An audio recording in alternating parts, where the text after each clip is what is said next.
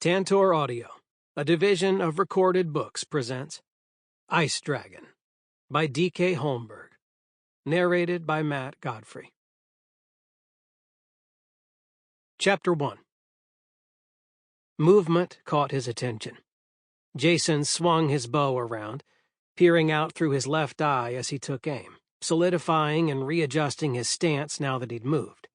He hoped the crunch of snow as he squared off wouldn't disturb the rabbit. The rumbling in his stomach was likely to do that anyway. Holding his posture, he focused on the rabbit. He took a deep breath in preparation for releasing the arrow. But an explosion behind him startled the creature, and he held off, letting go of the draw but still keeping the arrow nocked for the time being. The rabbit went scurrying across the snow, moving far more rapidly than Jason could. Cursing under his breath, he hurried forward, looking to see if he could find any way to follow, but it had disappeared. All that hunting, and for nothing. He'd spent the better part of the morning out here looking for the fire-blasted creature, and now the festivities in the village would be the reason he failed. Crouching where the rabbit had rested, Jason shoved a gloved hand in the snow, moving it around to see why the rabbit had stopped here. Maybe there was something he could gather that would offer him something in exchange for missing his kill. But there was nothing. Wind picked up, gusting across the slope of the mountain. This high up, there wasn't anything to block the wind. No trees, not like there were much further down the mountainside. Only the blank glaze of white all around. A few distant peaks were visible, but they were all far enough below that he saw them as reflected stretches of white. This mountain rose the highest. A dangerous land, though one where his people had lived for generations. With the wind gusting, everything became a blanket of white, making it difficult for him to see anything. Jason had to wait for the wind to die down and the snow to clear. When it did, he made out the distant neighboring peak reflecting the pale sunlight. Other than the steep drop-off, nothing else was visible from here. He shifted his snow-white coat, trying to protect himself from the wind. It still bit through, managing to overwhelm his ability to stay warm. Most of the time, Jason had to dress with more layers than he preferred in order to maintain body heat. If he only had a dragon skin cloak, he wouldn't need quite as many layers. But they were rare, and only for those with money, something he definitely did not possess. As he stood, he thought he saw a flicker of movement. It was farther down the slope, near the stream that would eventually lead to a hidden cave. Jason waited for another sign, but didn't see anything. Always move with light feet. Don't let them see you. The guidance his father had given him years ago, the beginning of his hunting training, stayed with him. Starting forward, he was careful. Light feet. At first, he thought maybe it was the rabbit. There was something there. It blended into the snow, and as he stared, it moved quickly. Almost impossibly so. By the time he'd reached the stream, there was nothing. Just his imagination. That and the cold. That was ever present. Another explosion sounded behind him, and once again he glanced toward the village. He didn't see the point of the festivities the same as others did, and wasn't at all interested in returning just yet. He had game to catch, food to bring back to his mother and sister. Still, with the morning having been wasted like this, there was no point in staying out here. Looking out over the snow-covered slopes, he looked for anything out of the ordinary. Keep your gaze moving. Look for the unexpected. Only on this side of the mountain, there wasn't anything unexpected. Clutching his jacket, he started back. With each step, his boots crunched the snow. The cold managed to seep up through them, and though he had long ago learned to ignore it, it was still unpleasant. As he walked, he continued to search for anything that might reveal the presence of other animals, but he came across nothing. The area around the village had all been overhunted, and it was unlikely he would find anything of use here. That didn't keep him from trying. He spent most of his days hunting, looking for small game, rabbits and squirrels, and anything he might be able to easily capture, forced to use his bow rather than to set traps. Any time he tried setting a trap, Someone from the village took what he'd caught. It annoyed him, especially as they had much more success going down the back slope toward the city of Varmin. Another explosion boomed, and he frowned, staring up the slope.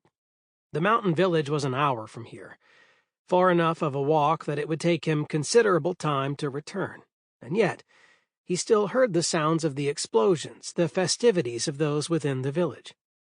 Maybe it was time to get back. The longer he was gone, the less time he would have before the evening festivities started in full. If he didn't make any sort of trade, he and his family wouldn't eat. His rumbling stomach reminded him of how long it had been since he'd eaten anything at all. And though there were the festivities, he doubted anyone would be more welcoming than usual. Jason started back up the slope of the mountain, winding around as he went, following the hard-packed path. He was able to move quickly. The thick soles of his boots didn't grip the snow so much as keep him atop it, not sinking. If the snow were lighter, he'd need snowshoes, but rarely were they necessary this high up the mountainside. Were he to travel south, toward Varmin along the back slope, snowshoes might be necessary to climb back up. As he didn't have snowshoes, it was a good thing he didn't venture that far often. The hunting could be better, but it involved him being gone for more days at a time than he felt comfortable with. The path wound along the mountain, working up through the outcroppings of rock, heading toward the village. Every so often, Jason would pause, listening, hoping he might find something to eat before needing to fully return. But so far there was nothing. By the time he reached the village, he was tired. The rumbling in his stomach had eased over the last bit of the climb. Jason had enough experience with overwhelming hunger to know the cessation of the rumbling in his stomach was problematic. It had been too long since he'd had much to eat. They had broth, and while it was better than nothing, it still didn't do much for his ability to feel satiated. Pausing at the outskirts of the village, he looked around. Snow covered most of the buildings, keeping the roofs obscured. It was the way the mayor wanted it, knowing the best bet to keep themselves hidden was by obscuring their presence here. The easiest way to do that was by leaving the snow covering the buildings and not clearing it out of the streets. It was part of the reason none of the buildings in the village were painted anything other than a plain white. It was a better way to remain concealed. The only difference today was that a fire burned in the center of the village in the festival square. After having spent as much time as he had outside, and with the chill that worked through him, he wanted nothing more than a sense of warmth and was drawn toward the fire. It was still early, and because of that there weren't nearly as many people at the square as there would be later, but there were still plenty. He stayed at the edge, yet even from there the sense of warmth was a welcome reprieve. "Look at that. Dreshen came to the celebration." Jason turned slowly, recognizing the voice. Reltash was the same age as Jason, and they had been friends when they were little, but that was before Jason's father died. He was more muscular than Jason, and had a jaw that looked chiseled from ice. His black hair seemed made of dragon skin, as if he were naturally immune to the cold. "Everyone is welcome in the celebration," Jason said, looking past him where others already danced. "I just figured that considering what happened to your father, you wouldn't necessarily want to celebrate." Jason glared at the other man. He ignored Ingrid and Bradley, on either side of Reltash. They followed Reltash and would do whatever he instructed them to do. They liked to play at independence, but Jason had enough experience with them to know that independence for them meant following the other man, doing what he wanted, and typically that involved picking on him. He was an easy target for many reasons. "You don't know anything about what happened to my father," Jason said. Few people did.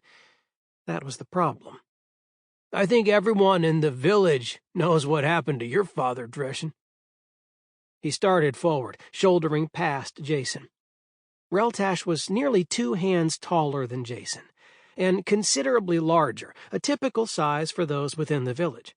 Jason was slight compared to most, and when he'd been younger, that had given others plenty of reason to think they could pick on him. "Avoid fighting. But don't let them see you as less than you are." Jason pushed that piece of advice away. It did no good here. They made their way toward the fire, standing near it, far closer than what Jason would have been able to withstand. That was another thing that was different about him, though in reality there were quite a few things about him that were different. Reltash and the other two joined in the dancing, quickly moving in a circle, their coordination for the celebratory dances better than what Jason would have been able to do.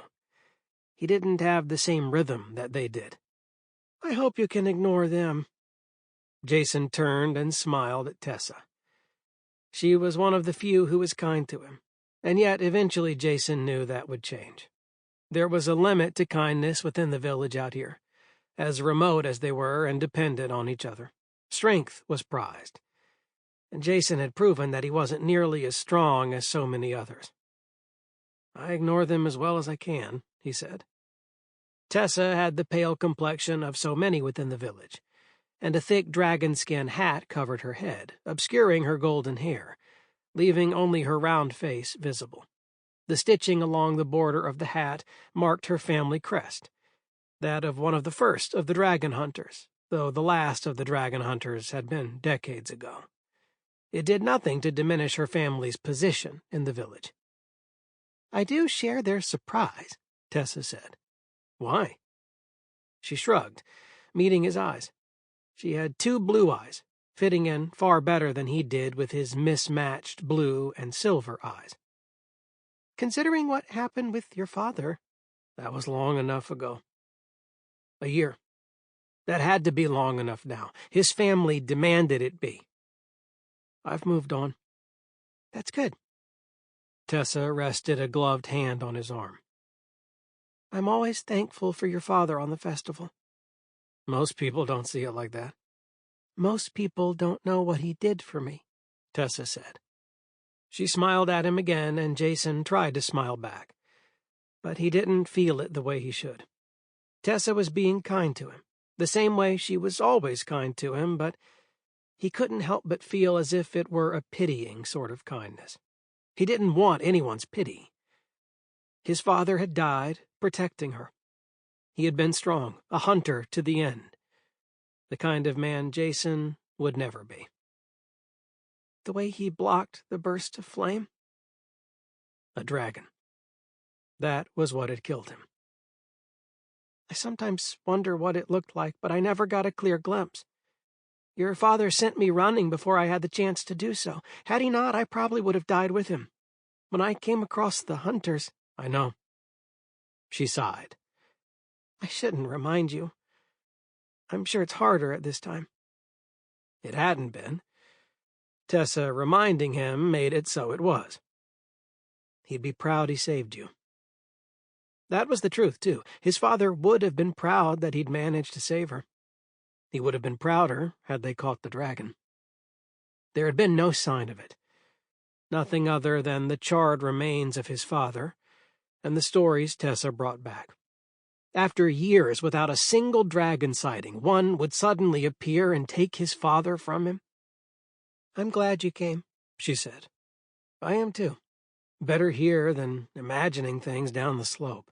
"What sort of things?" Jason shrugged. "It's probably nothing.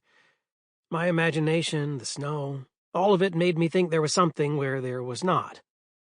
He grinned at her. "Maybe it was a dragon." "Jason Dreshen, don't say that." He sighed. "You're right, I shouldn't joke.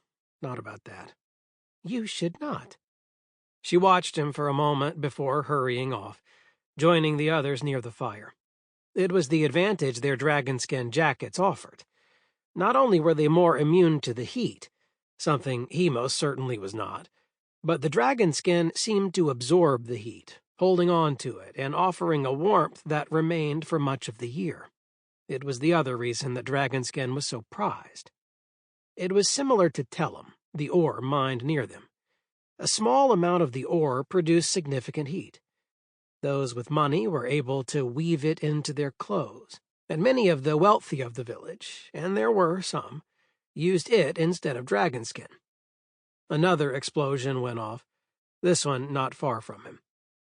The cannons were designed to be a part of the celebration, and in the evening, colorful explosions would light the sky, both as a way of celebrating and as a way of taunting the dragons that once had plagued their homeland. It had been almost a century since dragons had attacked the village, long enough that for most the threat was a distant sort of danger. That wasn't the case for Jason. His knowledge and understanding of the dragons and the threat they posed was far different than most. He had lost more than most his age, no longer having his father around the way that others, including Reltash, did. As he watched, the cannon was loaded again. Morris, an older, gray-haired, solid man, worked at filling the cannon with explosive powder. It was considered an honor to work the cannon, and many trained for years to have that honor. Several men surrounding Morris were laughing as he worked, watching over his shoulder, and Jason was brought back to his father. He'd been the cannon master at that time, a role he'd tried teaching Jason, something that Jason had thought he would eventually be able to do. Now even that dream was lost to him, like so many other things. Chanting began, and the circle around the fire parted, allowing several of the village elders to make their way through, carrying a wooden totem. Wood was rare, and a piece this size would have to be dragged up the mountainside all the way from beyond Varman. This year's totem was far more decorated than previous years. The painting was elaborate, depicting scenes of battle, dragons flying around it. And at the center, a man they only knew by the name Zarath, who held his hands in the air. Zarath was the dragon master, the one who controlled the dragons attacking the village, and because of Zarath, everyone had suffered. They carried the totem to the fire. Once there, it was stood on end, and the chanting continued. Jason remained at the edge of the circle, wishing, as he did each year, that he would be able to get closer to the fire. But without dragon-skin clothing, he was forever forced to remain watching from a distance. "We open the celebration of our freedom with the demonstration." Mayor Yance held his hands up in the air. They had been dusted with ash, making his normally pale skin nearly as dark as the dragon-skin jacket he wore. "We celebrate our safety. We celebrate our freedom. We celebrate our people." With each statement, the chanting intensified. At first, just a steady murmur. Each statement was punctuated by another slap, the intensity to it rising louder and louder, and Jason found himself murmuring the chant under his breath. There had been a time when he could get closer to the flames, but he had never had his own leathers, having borrowed those from the city. That was an advantage of his father serving as the cannon master. "Today we sacrifice this symbol of violence. Today we once again recognize the struggles our people faced. We celebrate those who sacrificed. We celebrate those we lost, even recently. The dragons are not gone, and we cannot forget. We celebrate, and we remember. Those lost to the dragons will be remembered. We hold them in our hearts." The chanting grew louder and louder. The cannon exploded, and Morris began loading more powder, working quickly. As he often did, Jason found himself watching the cannon as much as anything else. "Oh, great Davos, watch over us again this year. Help us ensure that we remain safe, that we continue to thrive. We ask for your protection as you have granted each year. We offer the sacrifice to you." The mayor lifted the totem, and with the others around him, he heaved it onto the fire. It was covered in the powder the cannon master used, and because of that, the totem began to crackle, quickly engulfed in flames. They burned a bright red, turning blue, and as they did, heat began to spiral into the sky, thick with a dark cloud of smoke. Jason stared at the fire, rather than looking up toward the clouds the way so many did. He watched as the totem was engulfed in flames, and felt a grim satisfaction in the destruction.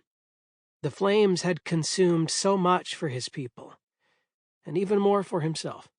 Because of that, he wanted nothing more than to see the totem, and Zerath, consumed. It didn't take long for the flames to devour the totem, engulfing it completely. Jason watched, a hint of a smile curling his lips, his hands balled into fists. He could feel the heat coming off the totem, and if he weren't dressed in his bearskin coat, he might have attempted to go closer, but as it was, he remained standing at a distance. It was better to keep himself protected, safe. Any closer, and he would risk burning along with the sculpture. The chanting shifted, and gradually became a song. Jason sang along, letting the words fill him, a celebratory thanks for safety that they all called out to their god. When it was done, the chanting eased, and the dancing began again. Jason turned away. He needed to find something for his family, a way for them to subsist for another few days, at least until Jason managed to procure something more.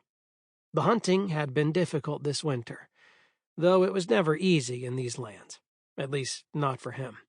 He couldn't leave his family as long as it would take to venture toward better hunting grounds. Instead, Jason had to depend upon luck, hope he could find squirrels and rabbits, and pray he came across larger game like some of the fox or deer that occasionally wandered up the mountain slope. Most of the time, he didn't encounter any of that. Most of the time, he was lucky to find a rabbit every few days. There had been something by the stream. Maybe tomorrow he'd go back. Though by tomorrow, whatever he'd seen today would be gone. He depended upon his ability to trade for necessary food. But it wouldn't be long before they were out of items he could trade. Eventually they would run out, and then what would he do? Either the Tellum mines or the iron mines in Varman. That would be his only option. Only he didn't want to go to the mines. That meant leaving the village, the only place he'd ever known. And his father hadn't wanted him to work in the mines. Doing so meant abandoning his sister and mother. That was one thing he'd promised his father he'd never do, and he intended to honor it, even if it meant he starved. Jason wouldn't allow himself to think like that. He also wouldn't allow himself to think that his family was going to suffer because of his failings. And he wouldn't allow himself to even consider the possibility he would not succeed. His father would have been disappointed in that sort of thinking, which was why he refused to accept it. As he started away from the festival, another explosion thundered behind him. He glanced over his shoulder, listening to the chanting, the laughter, the happiness. He felt none of it. He wasn't resentful others did, but he simply didn't have the time. There was much more for him to do. Chapter 2. Jason stopped in front of the small shop. Snowmelt dripped from the roof, and the ground in front of the door was slick with ice. By nightfall, everything would freeze, turning to a dangerous glaze.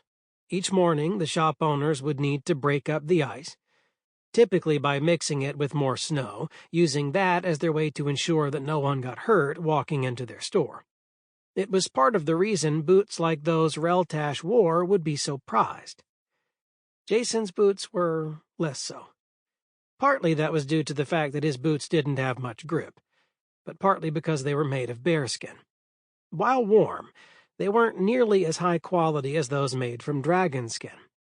They were his, though, and he'd never felt the need to barter with people from Varman, though in part that was his complete lack of anything worthwhile to barter. Stepping into the shop, it took a moment for his eyes to adjust to the dim light.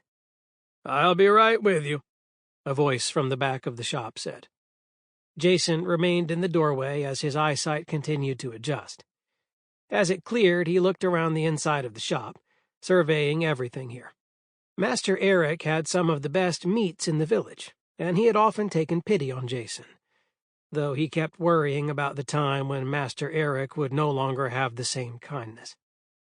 The inside of the shop smelled wonderful, and it set Jason's stomach rumbling, his mouth watering, and he knew better than to allow it to appeal to him like that. There was no promise of anything by coming into the shop. Master Eric certainly didn't owe him anything. The counter contained a thin layer of tellum, enough that it heated the entirety of the shop. It was comfortable in a way Jason never was. "What can I—" "Oh, Jason." Jason smiled. Master Eric was an older man, thin despite his towering size, and blood spattered his apron. His hair was balding, making his high forehead even more pronounced. "Master Eric, I was hoping you might have scraps you might be willing to part with." Most of the time he asked for scraps, though he hoped for more. He tried not to get his hopes too high, knowing that Master Eric had to earn a wage the same as anyone within the village. Just because he was kind didn't mean he should be taken advantage of. "I'm sorry, Jason, with the festival—" Jason understood. With the festival, everything would have been turned into treats. It was unlikely there would be any food remaining. Not only the people of the village celebrated during the festival, but those who lived outside the village, on the outskirts, would come here, partake in the celebration, and use it as an opportunity to trade. He should have known better. "If you come back in a few days, I'm sure I'll have something." Jason nodded. "I understand. You know, I could help. I'm sure there's something I could do to make it easier on you during the festival." Master Eric shook his head. "Normally I would accept any help, especially yours. But my brother and his children have come to the village for the festival, and, well, I have more than enough hands to assist." "Of course." If he only had a few coins, something to trade. But all he had was his empty stomach. And his bow, but he needed that for the off chance that he might eventually catch something again. It might be that he would end up in the mines regardless of what he intended. He headed back out and wandered to the edge of the village, ignoring the singing and chanting at the festival plaza. There was nothing within him that felt at all interested in celebrating, at least not right now. What he wanted was food. He paused at the edge of the village, staring outward. In the distance, movement caught his attention, and he squinted. He always looked out with his left eye, the silver one, as he was able to see more clearly out of that eye. His vision came with a hint of colors, not just those which he could see out of his blue eye, but almost as if he were able to make out distinctions in warmth and coolness. His father had been the only one aware of that, and had cautioned Jason to keep it to himself, worried that were anyone else to find out, they would banish him from the village. Dragonsight. That was what it was called, and thankfully he didn't have any other features of those who favored the dragons. But his silver eye, and the strange connection it gave him to seeing, was enough. In the distance, the line of people coming toward the village drew his attention. They were dressed only slightly better than him. Many of the people who lived outside the village on the back slope of the mountain didn't have much money either. Only those who came up from Varman, and from even further down the mountainside, though they rarely ventured this far, owned anything fancier. Furs and sheepskin, all finely made, some of them even with embroidery along them, a luxury in the village. He was tempted to head out of the village once again. Maybe with everyone coming toward it, something would be scared up for him. The problem was in the danger of staying outside the village at this time of day. The winds would shift and the cold would pick up, placing him at a real risk of exposure to the elements. Not only that, but snowfall tended to occur at night. It could come down quickly, and without the necessary equipment, he could be trapped out in the snow. He had enough experience navigating the mountain that he doubted he would be truly lost, but he didn't want to risk it. He watched for a little longer, staring into the distance, regarding the people as they approached. He didn't recognize any of them, though Jason didn't know most of the people who lived in the back country. Many of them only came in for festival time, though there were some who came for trade, visiting people like Master Eric, staying for a night or two in the small inn near the center of town. Pulling his gaze away, he headed back into the village, wandering along the side streets until he reached his home. They were on the downslope, a place considered less safe than higher up the peak, which made it less desirable. Then again, it had also been less expensive. Sample complete. Ready to continue?